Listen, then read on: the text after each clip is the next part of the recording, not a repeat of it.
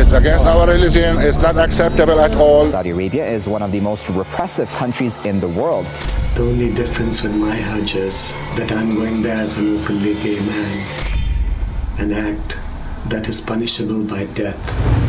Hi, I'm H.G. Watson with Daily Xtra. Today, we're talking with Parvez Sharma. He's the director of A Sinner in Mecca, which had its world premiere at Hot Docs in Toronto. Parvez, I was wondering if you could tell me a little bit about the film. A Sinner in Mecca is the world's first documentary, really, about a gay man, an openly gay Muslim man, going to the Hajj in Saudi Arabia. And it follows his journey, a remarkable journey. It exposes a city that has been forbidden to non-Muslims for 14 centuries, and it takes you inside a Saudi Arabia that the Saudis don't want you to see. What was it like filming in Saudi Arabia? I understand you had to sneak in camera equipment, and a lot of it was just shot handheld with was it an iPhone? So I had my iPhone, and I had two tiny little cameras that looked like phones. Wahhabi Islam, which is the doctrine of Islam that the Saudis practice, forbids any depiction of the human form. That's how backward. There are no cinemas in Saudi Arabia, for example.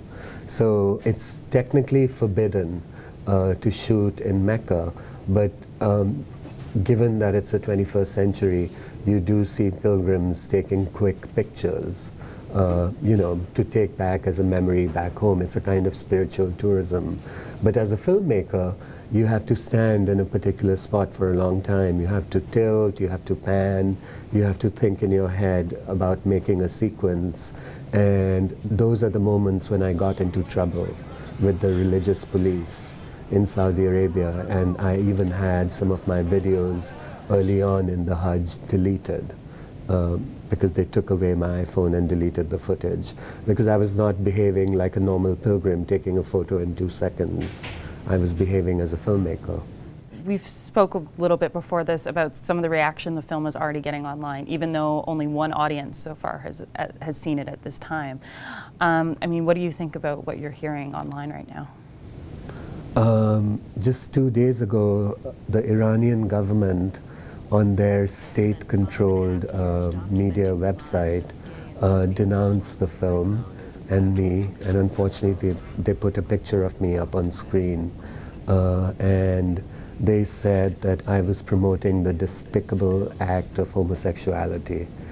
So the whole piece was a harangue against A Sinner in Mecca.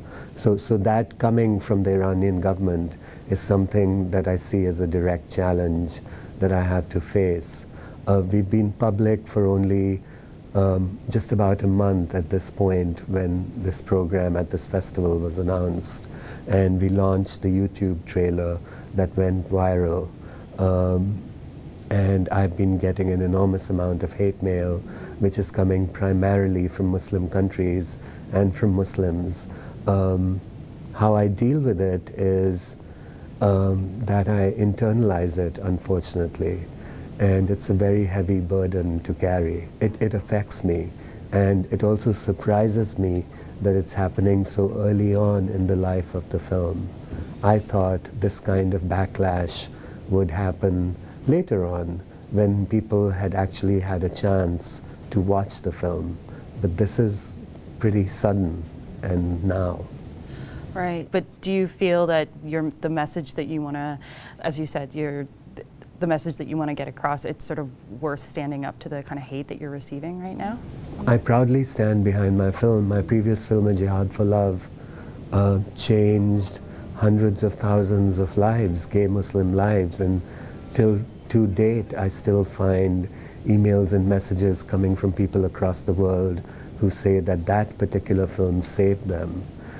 So I'm hoping to capitalize on the success of that film and the networks that I have built all across the Muslim world to try and get this film into Muslim countries. Of course it's going to get distribution and it's going to be seen in the West, but what's really important for me is things like smuggling DVDs of the film into Saudi Arabia, into Pakistan, into Somalia, into all the countries where Jihad for Love was also smuggled in so that people can have private screenings of the film.